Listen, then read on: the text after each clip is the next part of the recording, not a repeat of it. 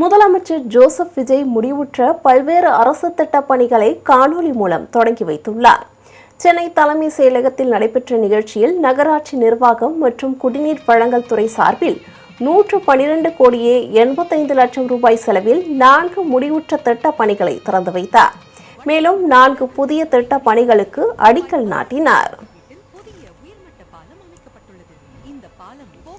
மருத்துவம் மற்றும் மக்கள் நல்வாழ்வுத்துறை சார்பில் பல்வேறு மாவட்டங்களில் 113 கோடி ரூபாய் செலவில் கட்டப்பட்டுள்ள அரசு மருத்துவமனை புதிய கட்டடங்கள், சிகிச்சை மையங்களை காணொலி காட்சி மூலம் திறந்து வைத்தார். தமிழ்நாடு நகர்ப்புற வாழ்விட மேம்பாட்டு வாரியத்தின் சார்பில் பல்வேறு மாவட்டங்களில் 525 கோடியே 75 லட்சம் ரூபாய் செலவில் கட்டப்பட்டுள்ள 4260 புதிய அடுக்குமாடி குடியிருப்புகளை காணொலி காட்சி வாயிலாக திறந்து வைத்தார்.